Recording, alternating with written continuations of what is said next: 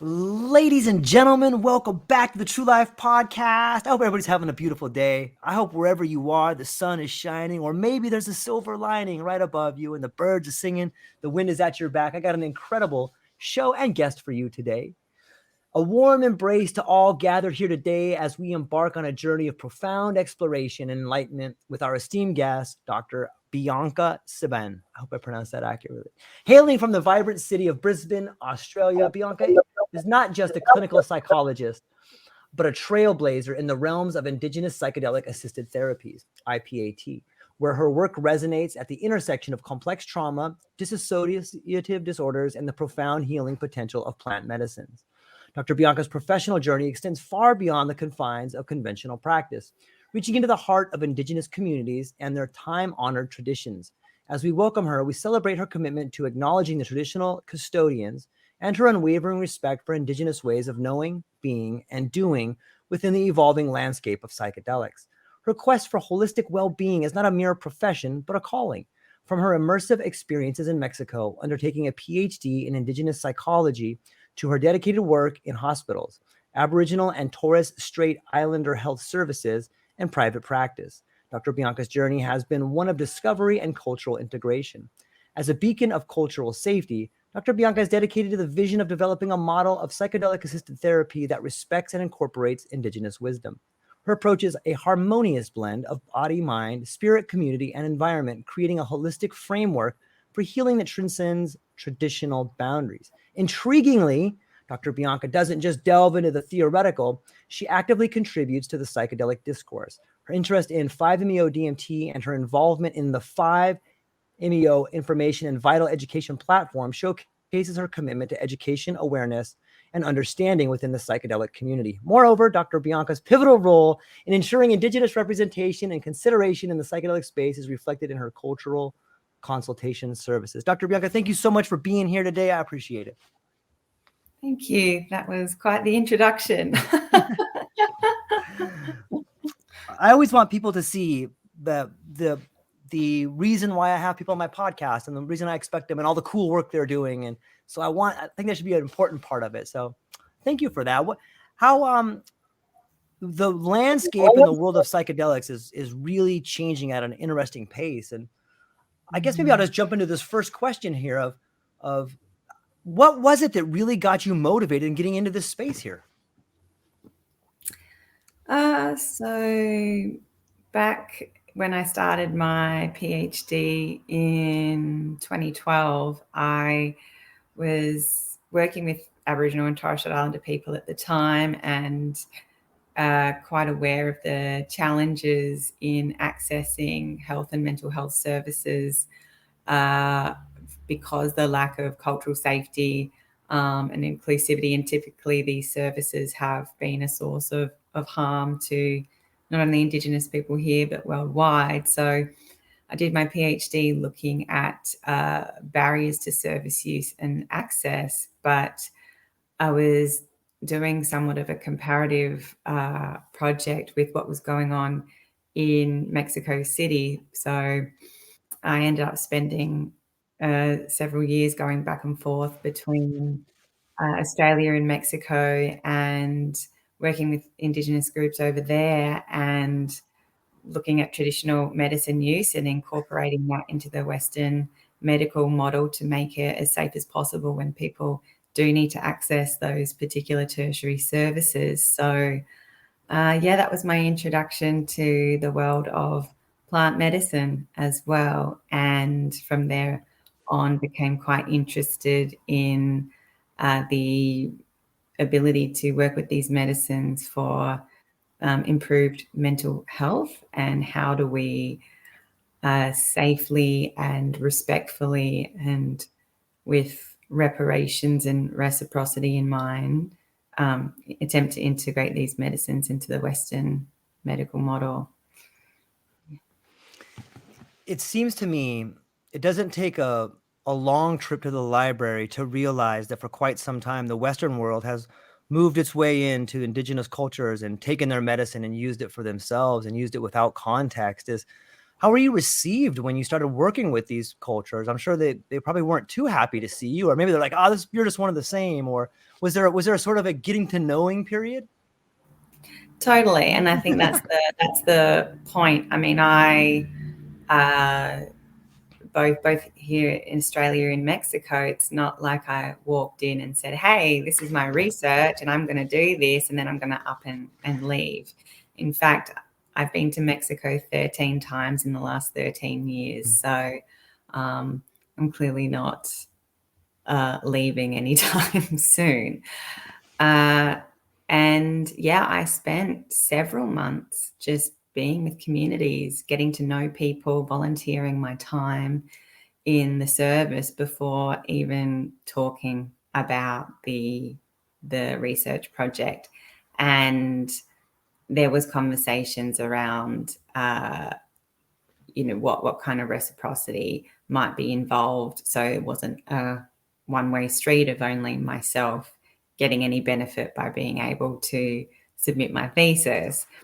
And so I think that is just generally across the board such an important thing, is establishing those relationships, not only right relationship with the medicine, but right relationship and good interpersonal relationships with the communities, because in research in particular, it is incredibly extractive. We go in, we get what we need, and we leave again. And no wonder there may be a reluctance to work with Western researchers. So I certainly make it a priority to spend time in communities where I can, for no particular purpose other than to be part of community, get to know people and build relationships, because I think relationships are everything. I love that. Often when I think of mycelium growing, I think of the way it grows and it connects in some ways that it speaks of community. And when I look at the Western model, it does seem that we have this extractive sort of personality trait. And we see it in relationships, we see it in abusive relationships, we see it in our relationship to oil or resources. And do you think that maybe on some level that not only can the medicine teach us more about communities, but the indigenous ways can teach us better about communities? Absolutely. And those collectivist cultures in general are well versed in the importance of community, because the well-being of the individual is the well-being of the community. And so healing itself doesn't happen in isolation.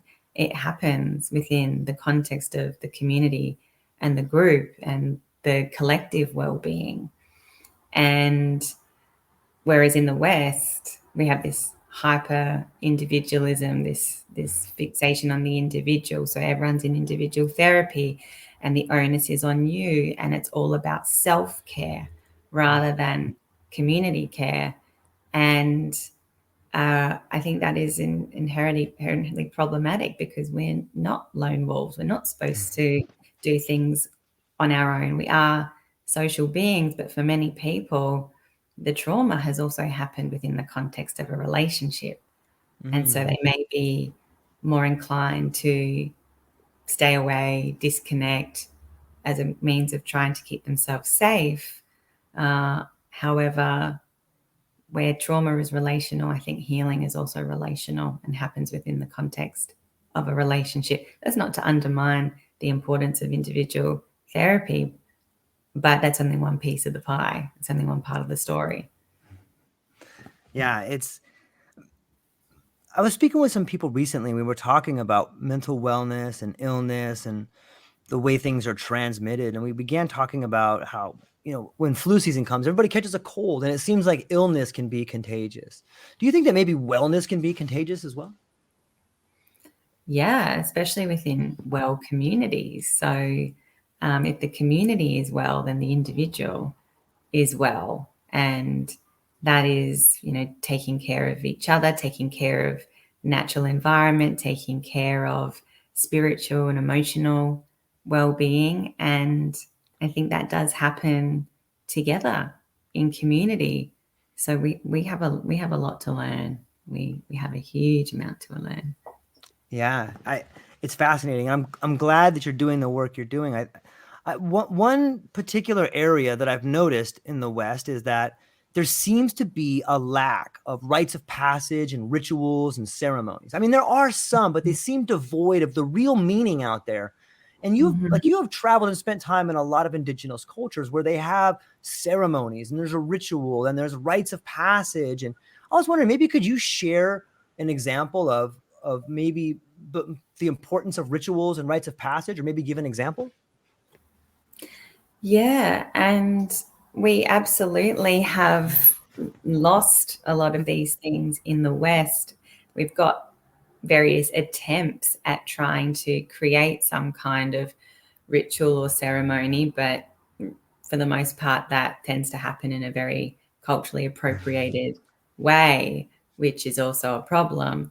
But I would say many individuals in the West are disconnected from their own ancestry.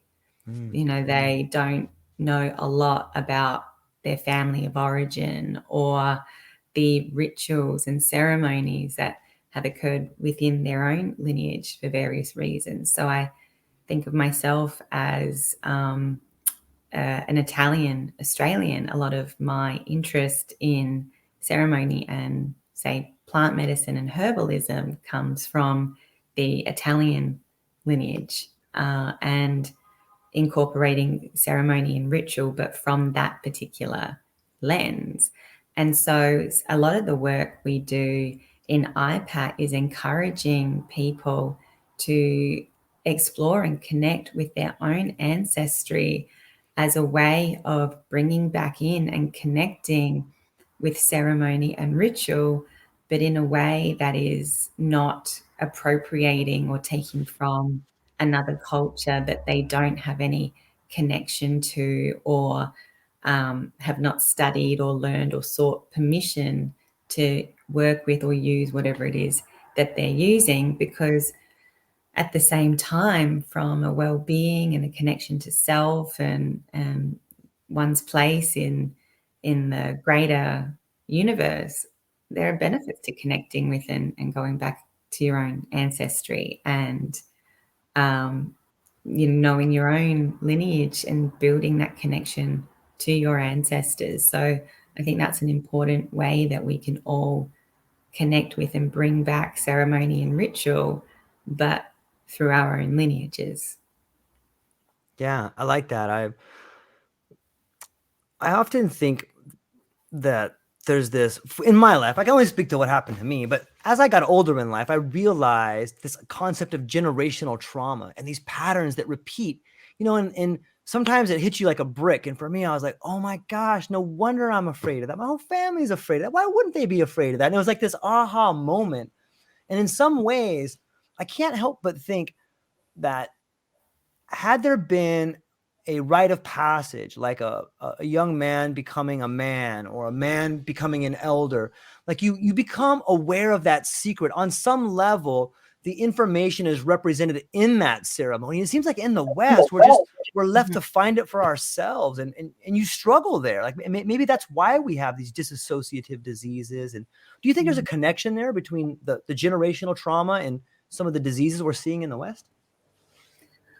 Well, for sure, because if we take dissociation as a coping mechanism and needing to shut down or disconnect from our felt sense, our bodies in order to be safe, that usually occurs as a result of not being able to co-regulate and re-regulate ourselves with our primary caregivers in childhood.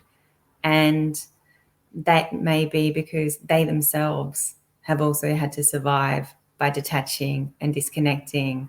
Yeah. I think of most of our grandparents, for example, have lived through wars or the Great Depression or being completely in survival mode. So things like affection and warmth a kind of a luxury when what you're actually trying to do is meet your basic physiological needs on a day-to-day basis.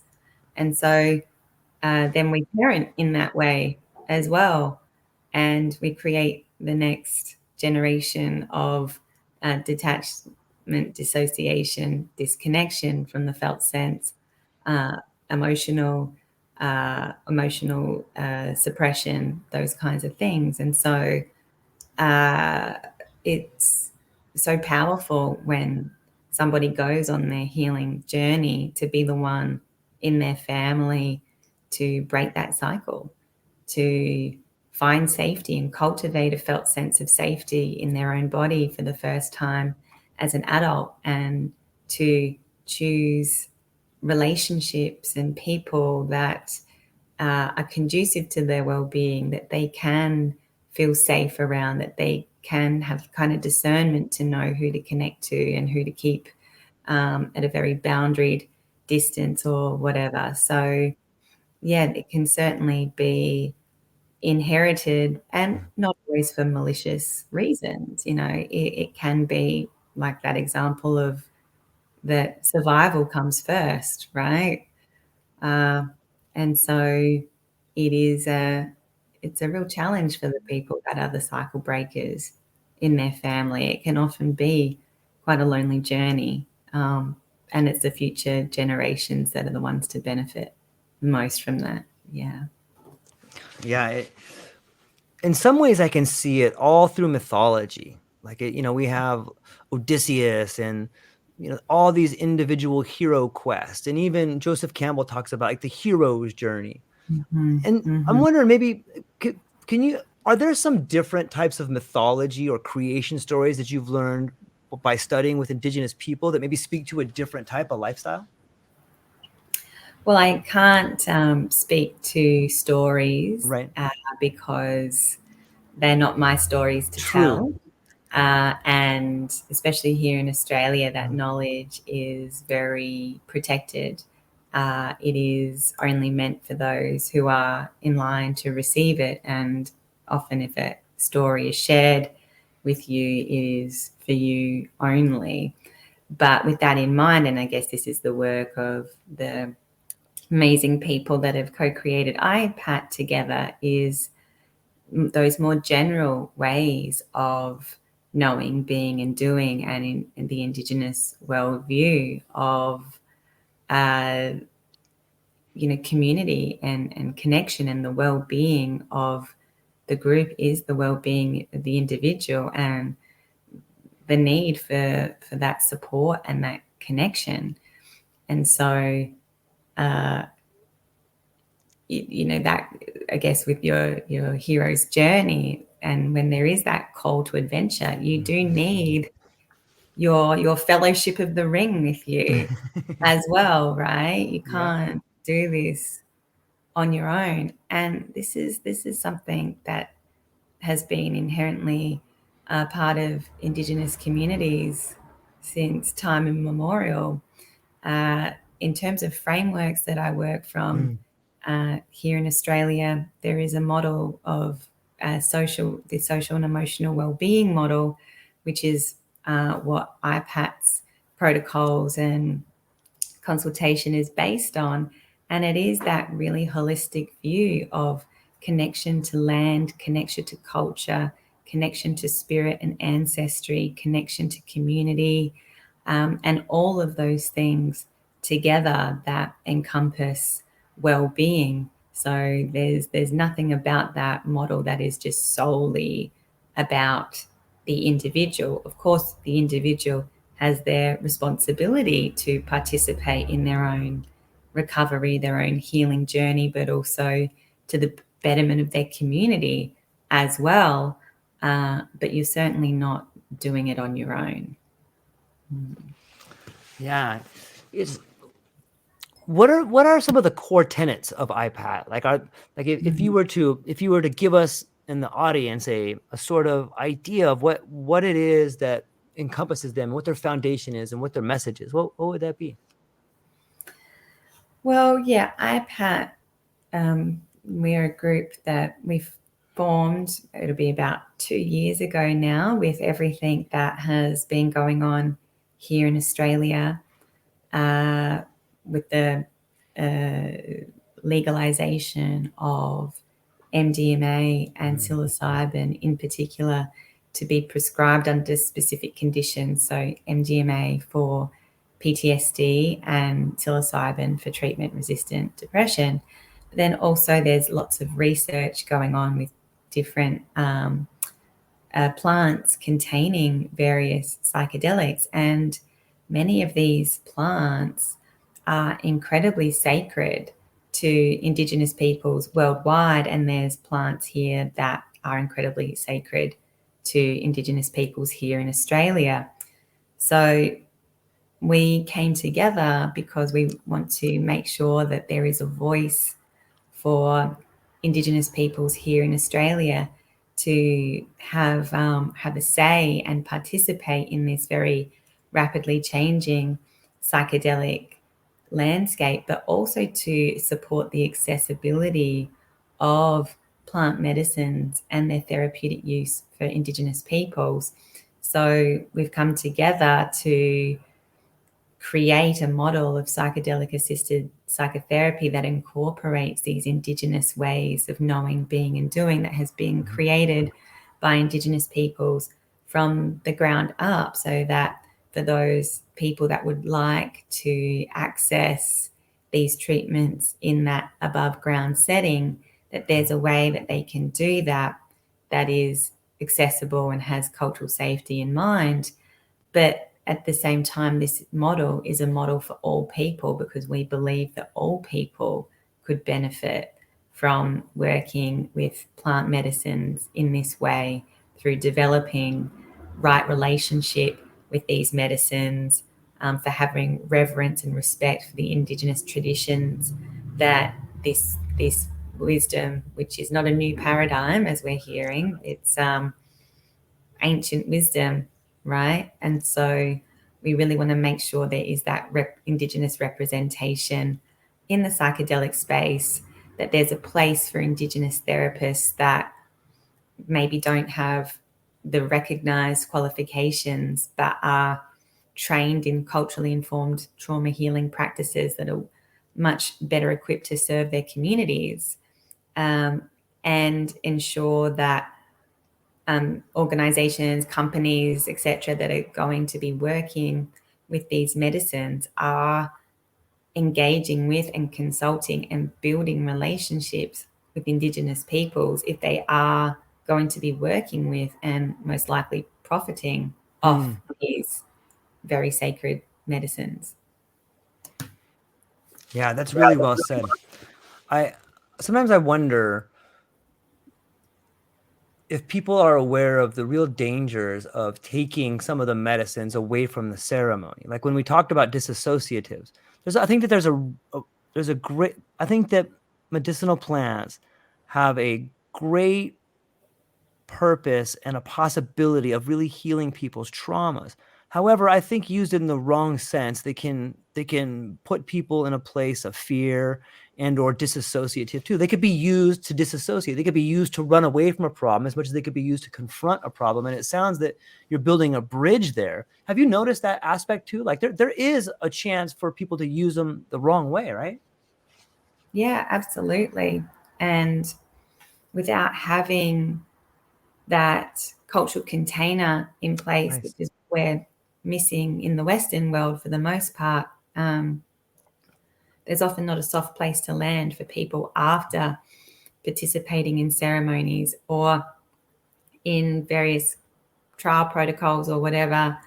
The number of integration sessions isn't sufficient, or it's not really hitting the mark, because it's still this very individual centered thing that we're doing.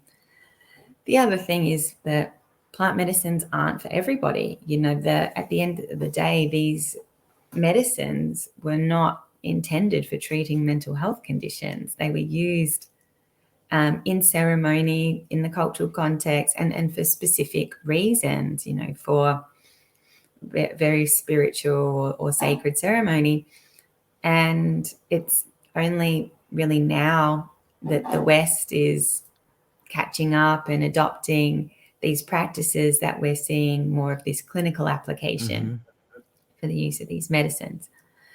But that means we have to know like who is suitable and who might not be suitable, or at least right now, and need further therapy or preparation to then potentially be a suitable candidate for working with these medicine. So particularly with trauma or complex trauma, if you have somebody who has dissociation as a feature of their trauma, well, they may not have a really strong access to their grounded adult self. They might not have a fully developed or strong sense of self.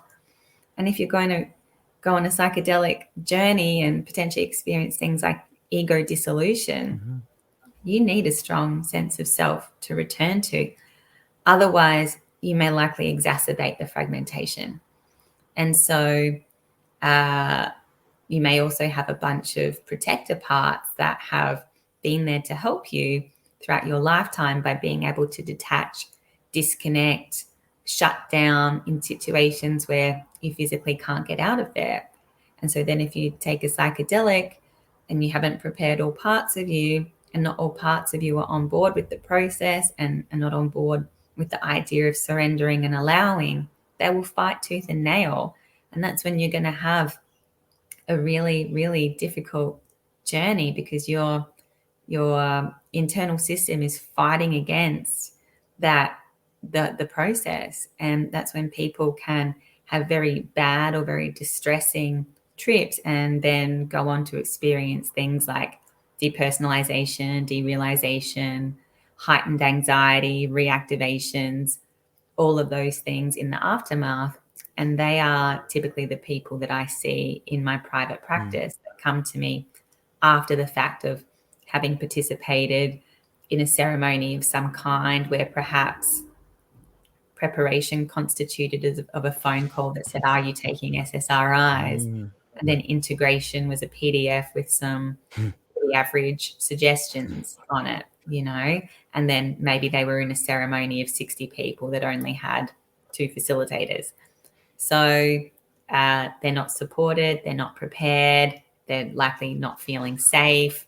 They probably haven't met the facilitator or the other people prior to build that container of safety, and not all of their internal system and their dissociative parts that have protected them and helped them out over the years are not on board or consenting to the process. And essentially their defenses get blasted through. And that can be what is very destabilizing. And I know there's a lot of contention as to whether a bad trip exists, and is it a bad trip or is it just a challenging trip? And I do think that there's a difference between challenging trips and bad trips, for sure. What do you think that difference is? Well, a challenging trip is, for me, a challenging trip is where you might go through a process of things that are really, really painful, really uncomfortable, absolutely challenging, but you are held, you're supported. There's someone, or your facilitators, your therapists, whatever, holding you in that. So you're not going through that alone, because challenging experiences can be some of the most fruitful for people. Whereas I'd say a bad trip is when potentially you're overserved. So I've certainly had people that may have been, say, pretty seasoned ayahuasca drinkers, but then maybe got a little overconfident and had that extra cup or whatever, and just completely overdosed, and then have just had a really horrendous time as a result. And not for lack of support, not for lack of trust or a good relationship with their facilitators, like the setting maybe was totally fine, and they're set as well. They wasn't their first time round, but then they've just had way too much medicine, right? Or in times where somebody is dissociative or has complex trauma and they're ill prepared and not adequately supported, and they are reliving their trauma in sometimes even a worse way than it actually happened, and there isn't the safety or the support there, and it just becomes another compounded trauma, then I wouldn't say that's a challenging trip, because typically with challenging trips, there's still fruit at the end of the integration process.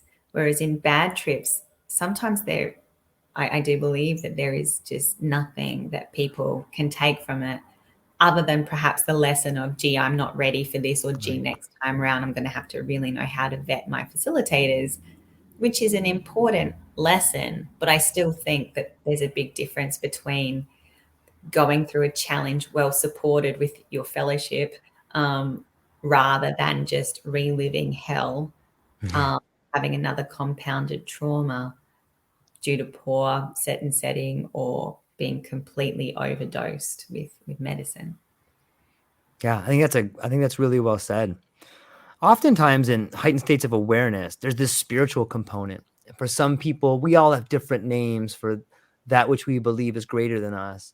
But there seems to be this spiritual component that sometimes, I think Mircea Eliade talks about the terror before the sacred, or sometimes we feel this overwhelming oneness or this love. But what do you have to, when you think about the spiritual component of the heightened states of awareness, what do you think about?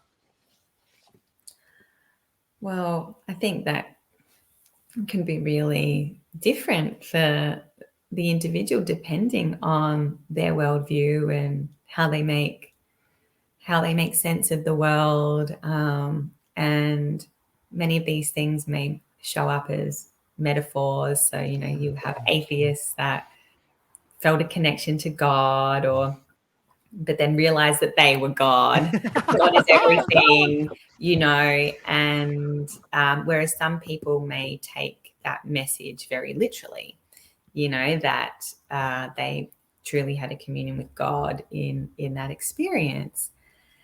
And I think particularly with psilocybin, there is that reliable kind of sense of remembering our connection to something greater than ourselves, and that increased sense of connection and losing that illusion of separateness seems to be one of the most therapeutically beneficial aspects of working with psilocybin.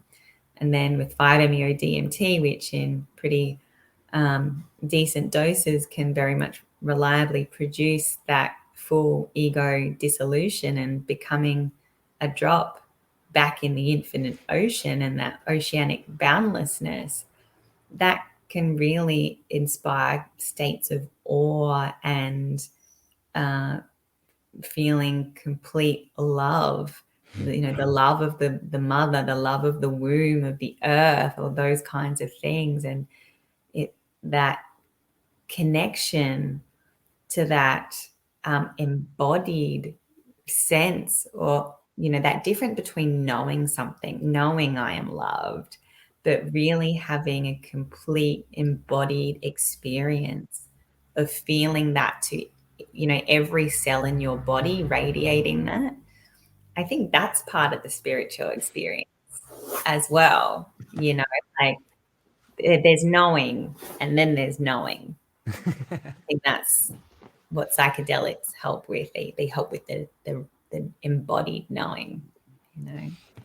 I do know. I love it. I think it speaks to the idea. Another thing that I always bump up against is this ineffability, and we hear it all the time. Like, oh, I was in this moment, but I just can't bring it back. And on some level, that I think that has a relationship to the knowing. It's this unexplainable moment that both you and I can realize, that we both can experience, but there's no words for it. That seems like a spiritual component for me as well. And it's just this you get the goosebumps and you're like, oh my God, I got all the answers. And then it's gone, And that's where the integration is Okay. so important.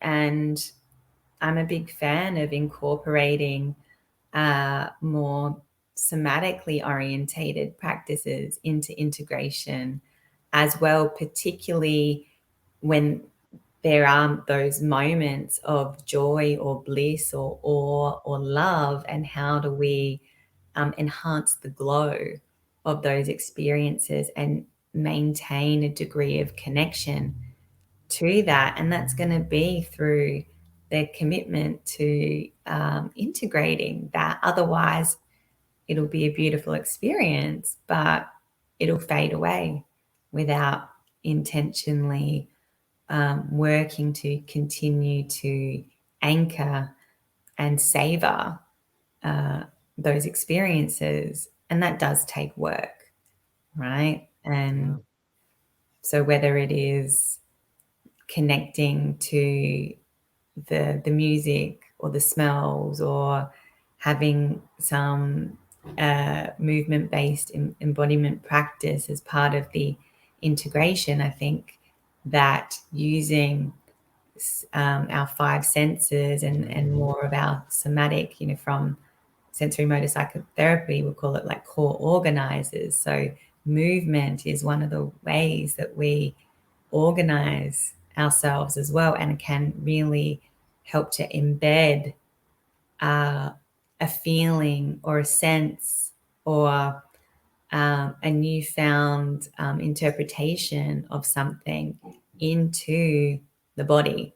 So even in my clinical practice, if I've done EMDR or something with someone and we've processed a really difficult traumatic memory and they've gotten to a really good resolution, I'll invite them to think about how they're going to really anchor that in through something creative, through something movement-based, even through things like using their voice, song, those kinds of things, where those somatic organizers of our experience can really help to savor and maintain connection to the benefits of what we've experienced in that journey. Otherwise, it will fade away.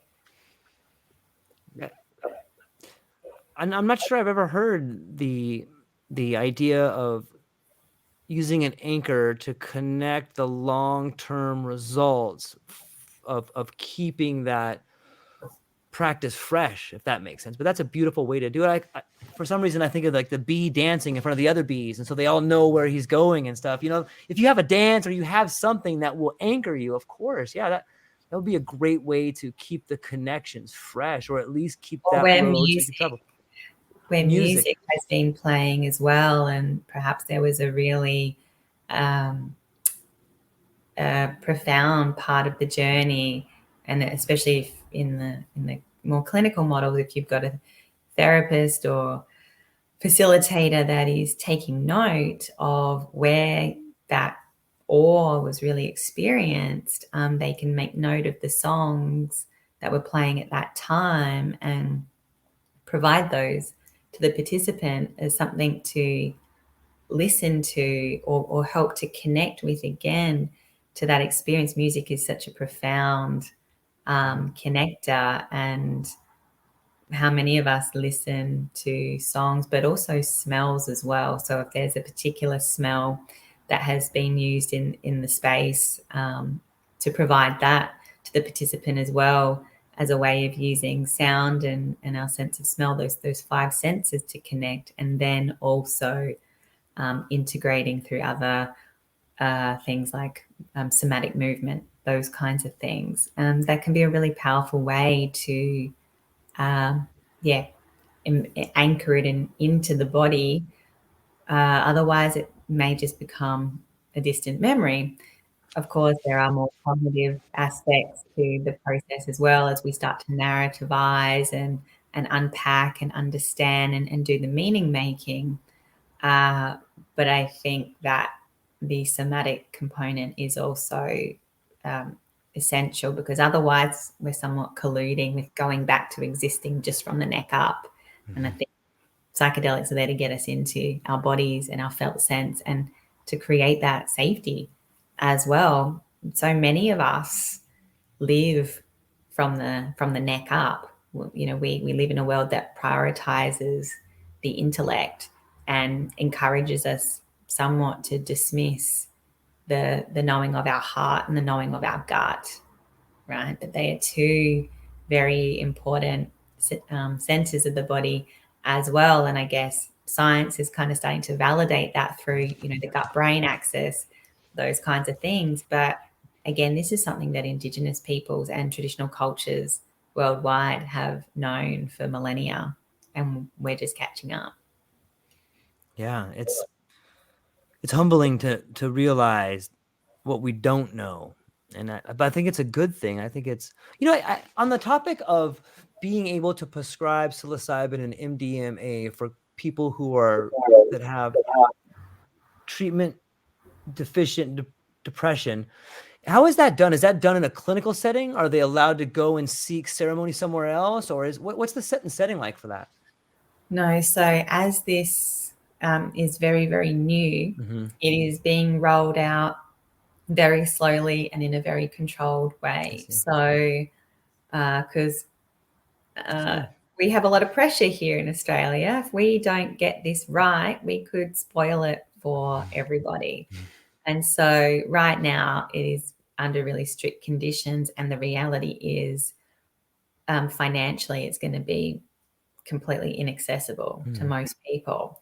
But right now, the only people that can prescribe MDMA or psilocybin are psychiatrists that have applied for authorized prescribing status. So that involves them essentially submitting somewhat of a ethics application to a human research ethics committee, detailing who will be in the treatment team, what their protocol will be, where it will happen, those kinds of things. But our TGA, our Therapeutic Goods Administration, has also said that this would have to be pretty similar to clinical trial protocols and have to happen either in like a hospital or some kind of community health setting. So the psychiatrist applies. If they get granted the authorized prescribing status, they can assemble their team of therapists to undergo psychedelic-assisted psychotherapy. So it's different to, say, the Oregon psilocybin model, for example. That is more of the facilitation of the psilocybin, whereas here it is the whole psychedelic-assisted psychotherapy model of preparation, dosing, and integration. And so that's another reason why it is likely to be very inaccessible, because at the moment we don't have products available here in Australia. So products are being imported from overseas. Then you've got the cost of 2 therapists in the room and the cost of the preparation and integration sessions. So until such time that there's more research and this can go on our Medicare scheme and the cost of the medication can go on our pharmaceutical benefits scheme, most people are going to be looking at about $25,000. Wow. This treatment, because there may be some ways to get around that. So let's say you're seeing a psychologist. We as psychologists can bill our preparation and integration sessions under Medicare, likely under skill building or those kinds of models. But the dosing session, if you've got 2 therapists in the room for 8 hours at a time, that's going to be quite costly. And then the cost of importing the medicine is going to be absorbed by the participant as well. And so until such time that those things can be addressed, and say confirming that psychologists can bill under Medicare for prep and integration, those kinds of things, it's going to be for wealthy people only at this stage. Wow. I hold hope that when people see how effective it can be, that it will become somewhat more mainstreamed where the cost will come down. Because I do think that in the right set and ceremony, it can have profound changes that are different than the regular model of addiction. You know, here in the States, sometimes it almost seems like the remedy for addiction is addiction itself. Like they'll give you this other pill, or you can have this other thing that happens. And I think, do you think that is, it seems to me, and I would love to get your opinion, that on some level, psychedelics force us to confront the issue that's bothering us versus regular modalities that kind of put a patch on it. Do you think that's accurate? Well, maybe I'm a bit biased here as a psychologist, but I think this is something many of us psychologists have known, is that addiction is a symptom of something. It's not really the condition. You know, one of my first jobs, I worked in an addiction and mental health service, and I've never met someone that was addicted just because, right?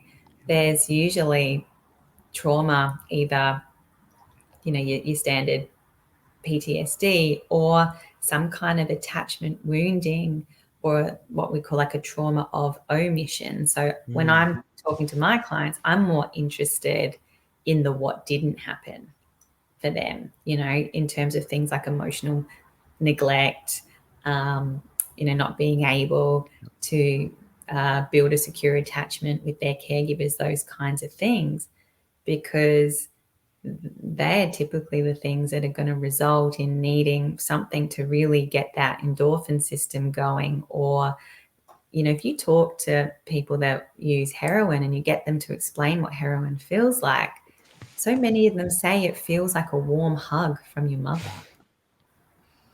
And I think that's very telling. Yeah. Right. And so there's absolutely room for symptom management, don't get me wrong, Right. but we must simultaneously be addressing the cause of the need for that coping mechanism, or whatever coping mechanism is being used in the first place. And I guess a lot of these services are more focused on symptom management rather than treating the root cause. And that is probably because doing long-term therapy is arduous, it's expensive, it's hard, it's not for the faint-hearted. You know, Marsha Linehan, who created dialectical behavior therapy, she has this one quote in one of her workbooks, and it's one of my favorites. And it's, the path out of hell is through misery. I like that. And I think, you know, that's kind of what it is, the trauma healing journey, right? But you're not doing it on your own anymore. You've got your cheer squad, you've got people walking alongside you, you know, holding the flashlight for you as you're wading through the mud to try and get to the other side, right? And so, but that's long-term therapy. And I think the benefits of psychedelics is that they are that catalyst that we can probably expedite the process. It doesn't mean that the psychedelic's going to do everything for you, because it's absolutely not. You have to work just as hard for the medicine as the medicine's going to work for you. But you can likely shave off a number of years of treatment, which is going to be far more cost effective in the long term as well, you know? So that's where I see the benefits of psychedelics, is that it's not going to be like a pill that you prescribe. It's not going to be like another SSRI, but we may be able to potentially shave off a number of years of therapy by expediting the process somewhat through working with psychedelics. Experience has taught me that people who are very passionate and really care about the well-being of others, or are able to cite incredible psychologists with lots of wisdom, have usually gone through something in their life that pulls them towards there. Like, what was there something that, like, as a young Dr. Bianca, that you encountered that made you want to like help heal everybody? And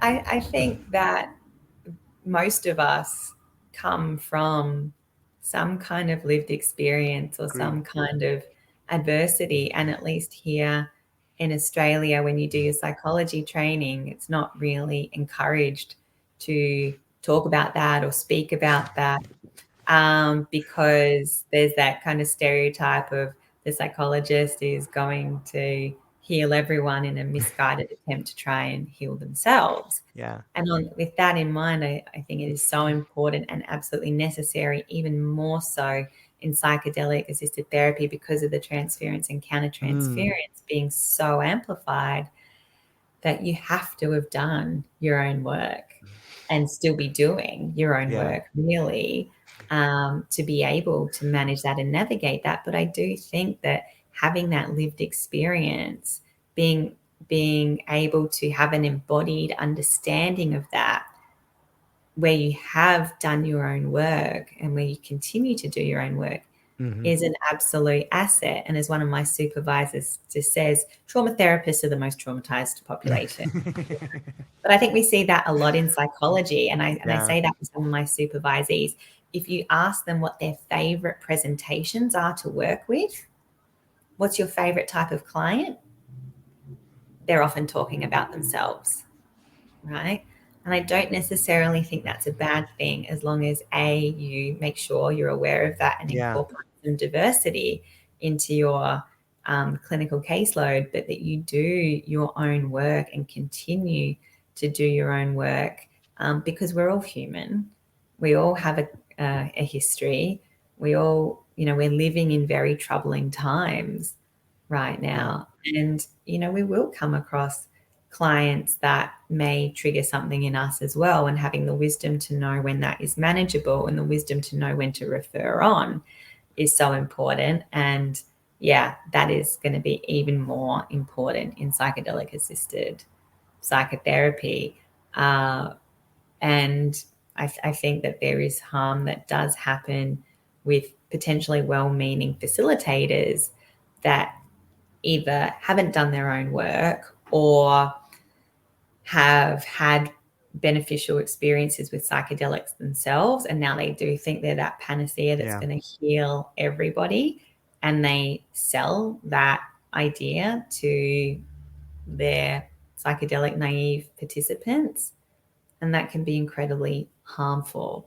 So it can be an asset to have that lived experience, but we must be well on the way in our own journeys before we think that we can help others. So I guess I've had my adversities, I've had my experiences, Sure. and I think I've done a pretty good job at integrating that and walking the walk in terms of my own radical self-responsibility and of course things like ongoing supervision and peer supervision are things that I engage in a lot more than I'm required to. Here I think we're supposed to do something like 30 hours a year for our professional development. I would do triple that, and for good reason, given the type of clients that I work with. Well, I am thankful that you are doing the work, Dr. Bianca. I really enjoy learning, and I really enjoy getting to see the world from the point of view of your eyes. And I'm thankful that you shared your what you're doing with the audience. And I'm thankful to continue to talk to you and see what else comes out of the work over there. And I look forward to that. But before I let you go, where can people find you? What do you have coming up, and what are you excited about? Well, people can find me at my website, which is consciousinsights.com.au. And for people that are interested in the work of Indigenous psychedelic-assisted therapies, you can check us out on LinkedIn, Instagram, and our website, which is www.ipat.au, and have a look at what we are doing in regards to consultation. But a few things that we'll hopefully have up and running in the new year, including some trainings and some possible retreats as well. So yeah, people are welcome to check us out and connect with us if they would like to know more. Fantastic. Hang on briefly. I'll talk to you briefly afterwards. But to everyone listening and watching, thank you so much for your time. I hope you enjoyed the conversation as much as we did. Go down to the show notes, check out Dr. Bianca's links. And that's all we got for today, ladies and gentlemen. Aloha.